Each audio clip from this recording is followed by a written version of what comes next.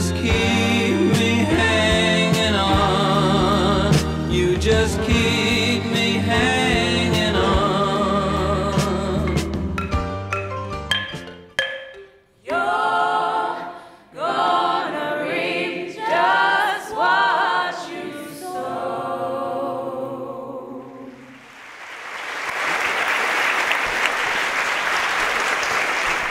It's a tremendous pleasure being here with you today in Conway Hall. I'd like to start with a question. Can a person be perfect? Well, speaking from personal experience, yes. As a child, I was perfect. I was perfectly good, at least outwardly. Inwardly, I had a lot of mischievous thoughts. I was perfectly smart. I was always at the top of my class. This, I believed, would ensure respect from others as well as high self-regard. If I ever considered easing up, something would come along to underscore the importance of being perfect. For example, my 6th grade teacher, Mrs. Wilson, seated us around the room in IQ order.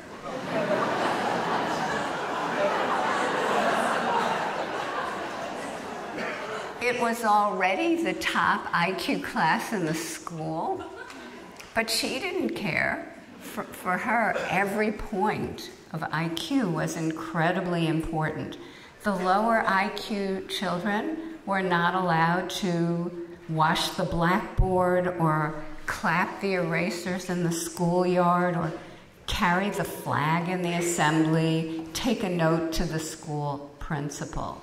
For her, your score summarized everything about your intelligence and character. How could you not be affected by that? I was so perfect that I had to start shrinking my world to maintain it. In grade school, I was the best speller in the school, and they wanted to send me to the regional championship, spelling bee. I said no. The next year, I was the best student of French in the school, and they wanted to send me to a citywide competition. I said no. Why would I put myself at risk? I was already perfect. And I had to curate that perfection. Now, perhaps if life were one large schoolroom, it would be okay to stay perfect, try to stay perfect. But life isn't like that. It changes radically, and it begins to reward taking on challenges, seizing opportunities, and sticking with them. My charge today is to speak about a vice or a virtue. Is perfectionism a vice or a virtue? Pam Scott, a friend and colleague, surveyed adults, asking them to answer the following question: am I a perfectionist? How would you answer that? On the survey, many people said yes, but there were two very different kinds of yes. So listen to this. Am I a perfectionist? One person said, I want to get it perfect the first time, every time. My inner critic is constant. It is my judge, my warden.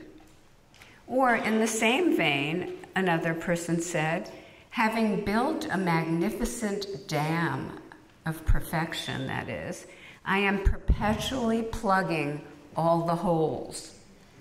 It's tiring, depleting. It's about fear of chaos and anxiety that what is not good enough, and that I am not good enough. But now listen to this. This is a little bit different. Am I a perfectionist? This person says, I do believe it serves a purpose. It got me where I am today. I am known for high standards and excellent work. Why would I ever give up this excellent tool? So sometimes it sounds like a vice, and sometimes it sounds like a virtue. What does the research say? The research says there might be two different kinds of perfectionism. One kind of perfectionist agrees with statements like this: people will probably think less of me if I make a mistake. If I do not do well all the time, people won't respect me. If I fail partly, it is as bad as being a complete failure. But the other kind of perfectionist, they say, agrees with statements like this: I try to do my best in everything I do. I drive myself rigorously to achieve high standards. I have a strong need to strive for excellence.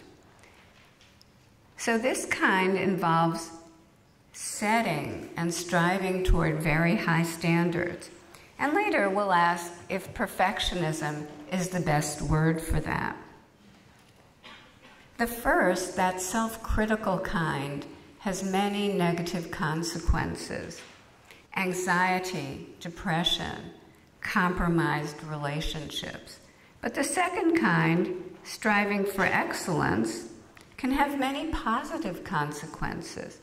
Not only higher achievement, but greater life satisfaction. How do we understand where that defensive, self-critical part comes from? That idea that I want to get it perfect the first time and every time, as opposed to the more inspiring striving for high standards. To understand this, let's look at my work on mindsets, and let's listen for the fixed mindset's mandate for perfection. In this research, I identify two kinds of mindsets people can have about their basic talents and abilities. In a fixed mindset, people believe that their basic attributes are, well, fixed. The talents, abilities, and personal qualities they have now, that's all they're ever gonna have. And so they keep asking, is what I have enough? Is it enough to make me admirable? Is it enough to make me worthy? This is what they're always wondering. But other people have a growth mindset. They believe that their basic talents, abilities, personal attributes can be developed through effort, learning, mentoring from others. What they have now is just a starting point. Now, they don't necessarily believe that everyone's the same or that anyone can be Einstein, but they believe that everyone can grow and develop. Let's look into these mindsets to see exactly how they work. First, what is the number one goal for people in the different mindsets? When we ask people this question, in school, at work, in their relationships, those with the fixed mindset say that their number one goal is to look and feel extremely accomplished at all times, but above all, never to feel dumb or inadequate. Students say this: I like schoolwork best. Students in a fixed mindset say this: I like schoolwork best when I could do it perfectly without any mistakes. But students in a growth mindset say their number one goal is learning. The reason they do their schoolwork is to learn new things. They say, I like schoolwork best when it makes me think hard. And it's much more important for me to learn new things in my classes than it is to get the best grades. Guess what? They get the best grades because that outcome, that badge of honor that the fixed mindset students want so desperately, is achieved by the growth mindset students because they engage deeply and effectively in the learning process. Grades, outcomes are a byproduct of engaging deeply and effectively in a learning process. We've been doing a large study of Fortune 500 companies, and we hear the same exact thing from the Fortune 500 people. The more employees held a fixed mindset, the more they wanted to look smart, but not just smart, smarter than everyone else. They said, it's very important to me to show that I am more talented than others at work. When working in teams, it is important to me that I am the star of the team. Goodbye, teamwork. It's what we call the culture of genius. And it's about looking and feeling smart at all times and at all costs. But those with a growth mindset in the Fortune 500 company said, it's much more important for me to learn things at work than it is to get the highest accolades. They wanted to learn, innovate, collaborate. And those are going to be the star performers. Remember how when I was busy being perfect, I was also protecting myself from the spelling bee and the French contest. I wanted to remain part of the culture of genius. And we've looked at people in relationships. Those with a fixed mindset tell us they want to be worshipped. They want to always be right. Those with a growth mindset want their partner to challenge them to grow. When I had a fixed mindset, my worst fault was always wanting to be right. Even I was put off by the glee, the relish with which I said, I told you so.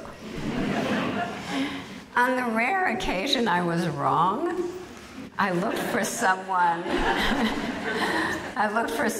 or something to blame, anyone but me.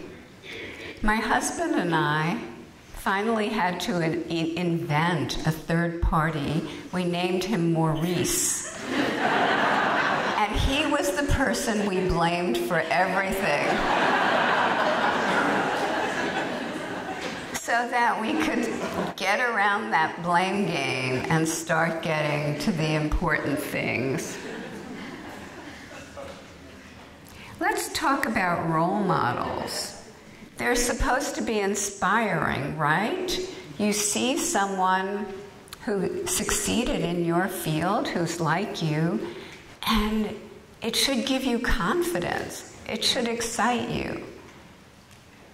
If you're a person with a fixed mindset, that wouldn't be right. People, Jenny Burnett and her colleagues showed in their research, people with a fixed mindset are demoralized by successful role models. They think, oh, that's a different kind of person from me. I could never be like that. That comparison, that gap where they don't see the bridge, is undermining to their confidence. But people in a growth mindset are inspired by role models. They think, that person has found a path, I can find a path too. Maybe I can even find someone like that person to mentor me and lead me along the way. So this first part says that they're in a fixed mindset. There's this constant issue of proving that one is without fault, that one is king or queen of the hill. Sounds an awful lot like perfectionism, doesn't it? Second, there's a question of effort. In a fixed mindset, even effort may shout imperfection, inadequacy. People in a fixed mindset believe that if you have high ability, you shouldn't need effort. And that if you have to exert effort, why that means you don't have high ability. Effort to them is only for the lesser, the imperfect beings. The fixed mindset students in our studies tell us, to tell the truth, when I work hard at my schoolwork, it makes me feel like I'm not very good at it. But the students with a growth mindset value effort and appreciate its power to ignite our abilities and help them grow. They say the harder you work at something, the better you'll be at it. Same thing with the Fortune 500 people. The ones with a fixed mindset devalued effort. If you're really good at something, they agreed, you shouldn't have to work hard at it.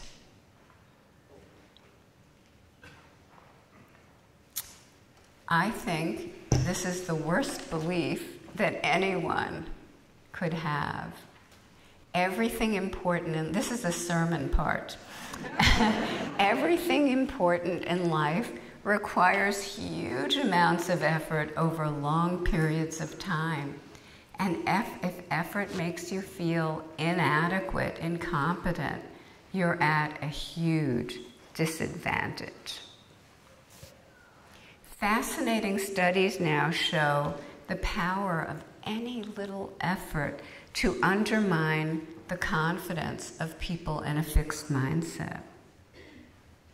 David Miele and his colleagues did a series of fascinating studies where they gave people reading passages, and for some of them, they made it feel more effortful. For example, they made the font more difficult to read, or they made the sentences in the passage, they made the syntax a little more complex.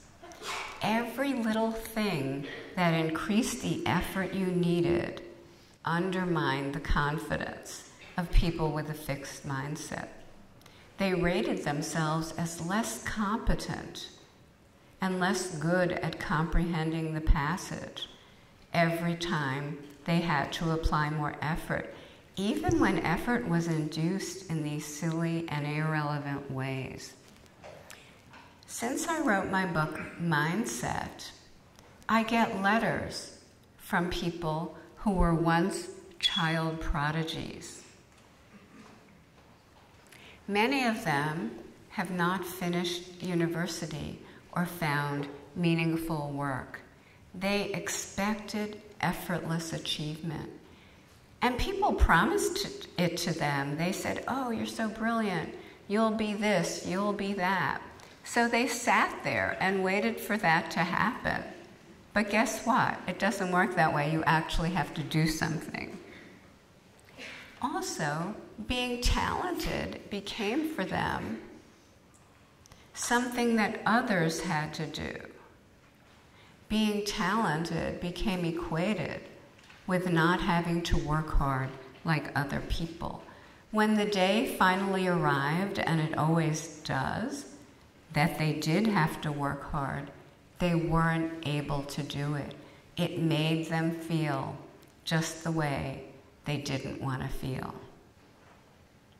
Now, not long ago, I spoke to the top athletes in a nearby country, and they told me not one of them had been number one as a teenager. The number ones were the naturals, They coasted on their natural ability, and they were no longer there. But the people I was speaking to, the people who had been number 4 or 9 or 16, they knew they had to work hard to get where they wanted to go, and they did it. They were now the people going to the Olympics and the World Championships. Now, this idea of effortless superiority or perfection is prevalent in our two cultures. Your former Prime Minister, H.H. Asquith, once described Oxford men from his college as possessing, quote, the tranquil consciousness of an effortless superiority.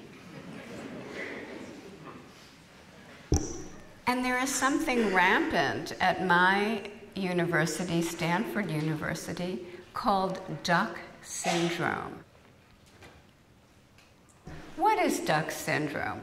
Well, you know how ducks appear to glide along the water effortlessly, but they're paddling madly underneath? That's how many Stanford students are, and many students at elite institutions. They look like they're not working hard. They go to parties, they have lots of other things, but they are paddling madly. They're studying secretly, so they will look smart. One of my crusades is to get rid of duck syndrome, because it comes out of this fixed mindset belief that you're only smart if you don't have to apply effort. Every year, I teach a freshman seminar to 16 Stanford freshmen, and I have them do a paper on their hero and how their hero got to be where he or she got to. Originally, many of them think, oh, these were just supremely talented beings, geniuses or naturals, who floated effortlessly to these great heights. Not once has that been the case.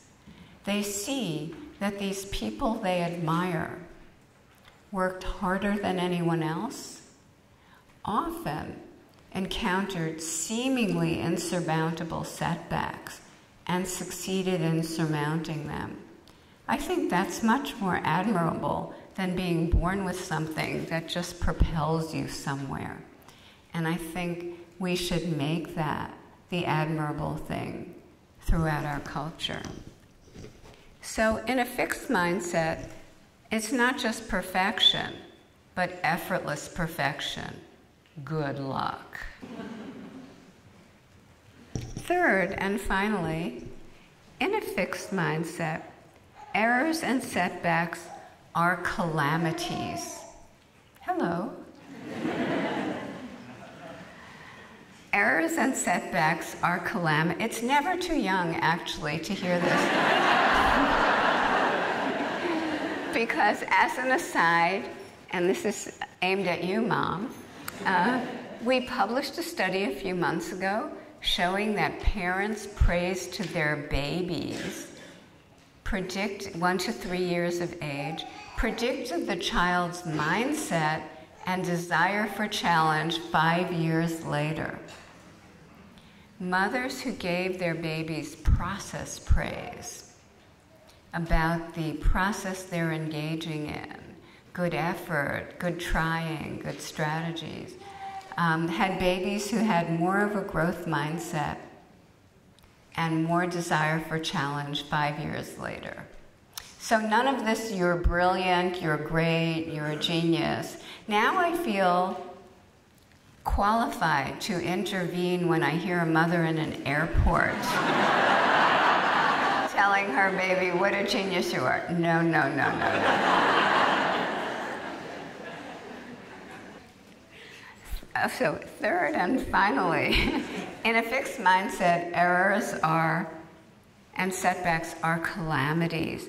They are the surest sign of incompetence or unworthiness. And what we find is that people in a fixed mindset run from their errors or hide their errors.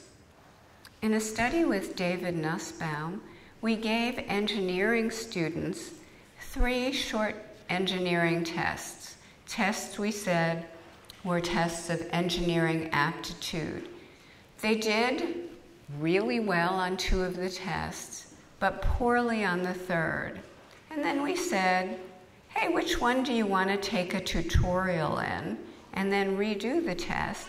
And at the end, we'll give you a certificate with your score on this last test on the certificate. Those with a growth mindset overwhelmingly chose to take a tutorial on the exam that they didn't do so well in. That makes sense. But those with a fixed mindset overwhelmingly chose to take a tutorial in something they were already perfect at. They didn't want to risk having a less than perfect score emblazoned on our certificate. You can see how this fear of errors closes people off to learning and growth. Do you want to know what happens in the brain when people encounter errors? It depends on your mindset. Jason Mosher and his colleagues measured the electrical impulses from the part of the brain that deals with errors as people worked on a task and occasionally made errors. When you look at the pictures of the brains of people with a growth mindset while they're making the errors, that part of the brain, the anterior cingulate cortex, is red hot. They are detecting their error, processing the error, and correcting it. Detecting, processing, correcting. They are glomming onto it and extracting everything they can from it. But when they looked at the brains of people in a fixed mindset as they encountered the errors, nothing happened. That brain was deep green, cold. They did not process or correct the errors. They ran from the errors as quickly as possible. Oh, that didn't happen to me. Next. And again, you can see how not attending to your errors, not processing them, robs you of valuable information that you need to learn, grow, and succeed.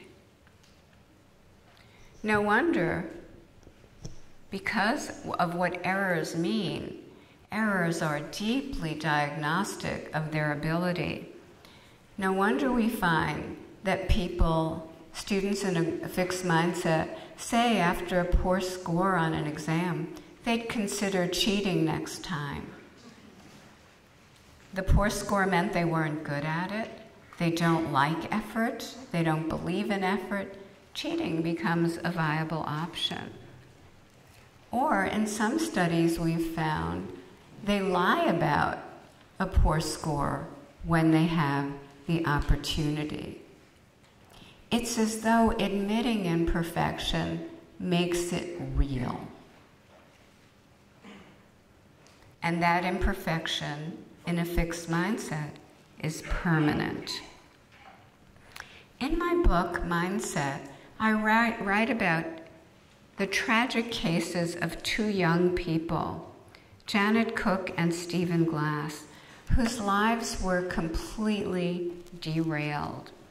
They were both young journalists who skyrocketed to the top, but on fabricated articles.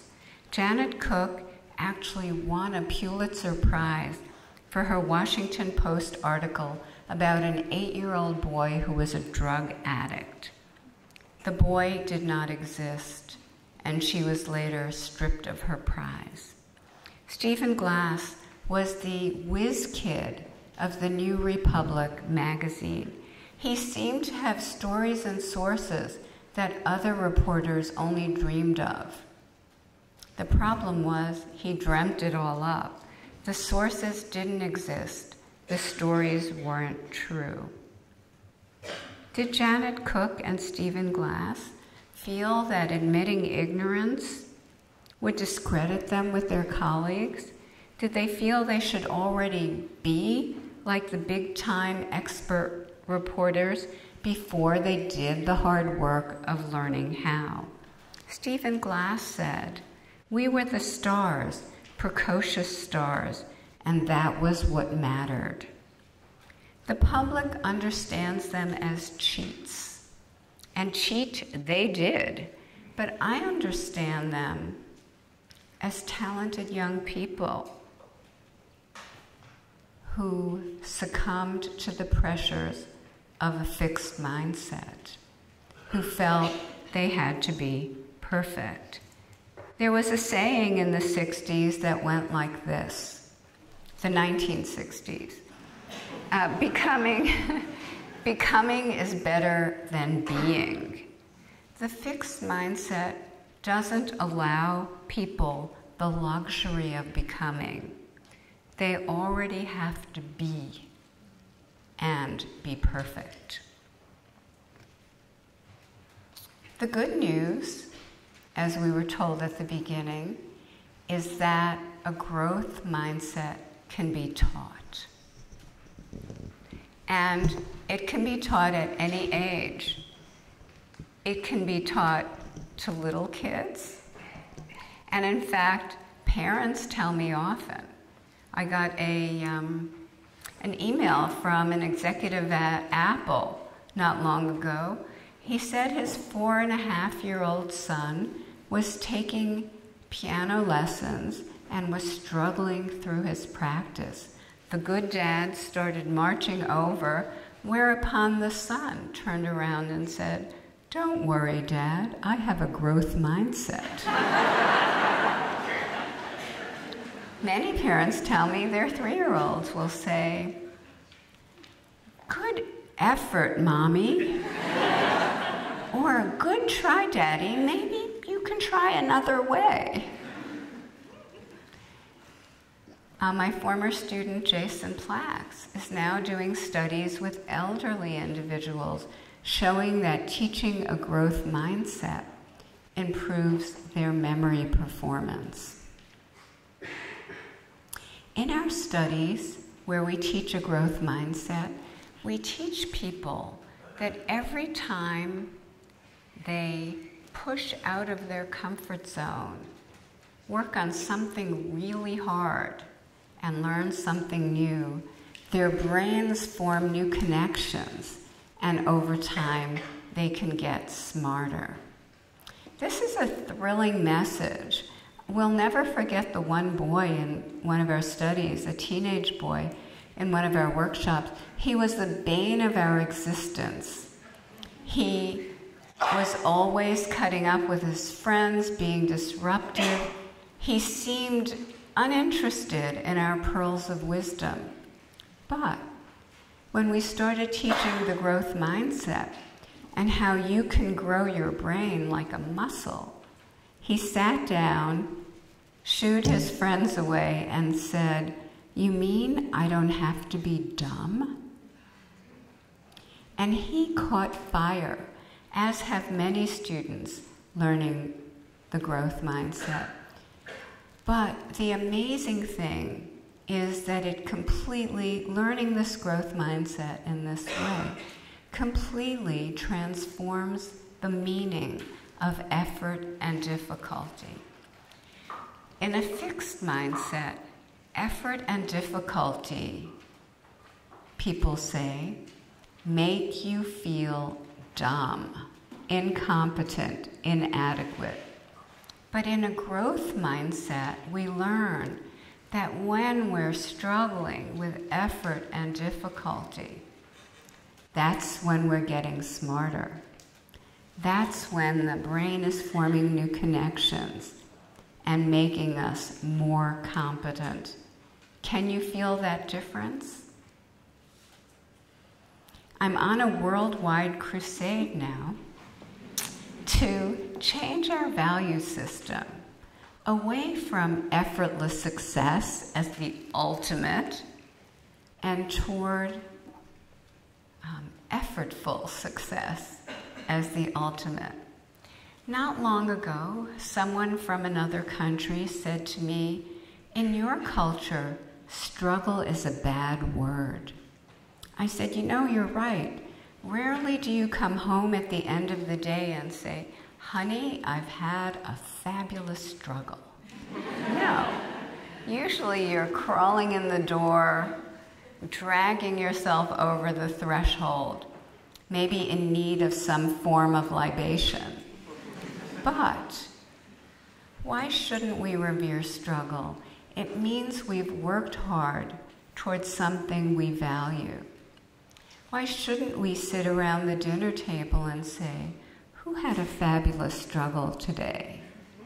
And each person goes around and shares what they've struggled with. What are you going to struggle with tomorrow? That is the greatest gift that we can give ourselves and others. That value system that says, struggle, that's when you grow the neurons. Struggle, that's when you're doing something important.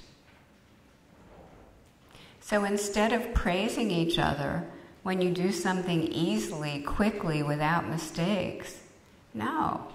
Because that means, hey, if you didn't do it quickly, easily, without mistakes, you wouldn't be praiseworthy. We should say, oh, easy, that's a waste of time. Something hard, now that's juicy. That's something you can sink your teeth into, something you can learn from, something worthwhile. I fear that in our eagerness to instill confidence in the younger generations and in each other, we're praising the wrong things. Our work shows that praising easy, praising brilliance, no.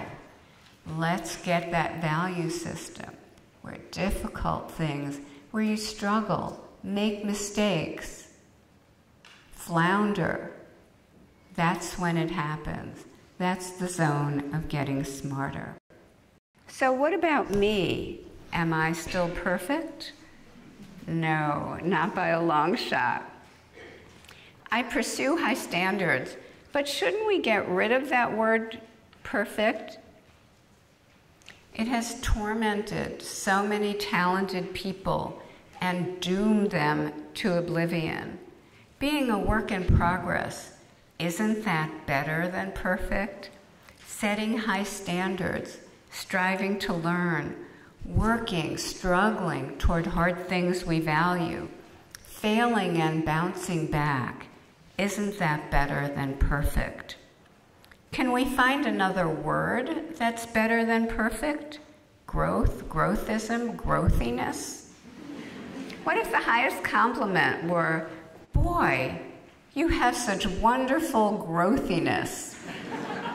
Well, okay, so that's a work in progress too.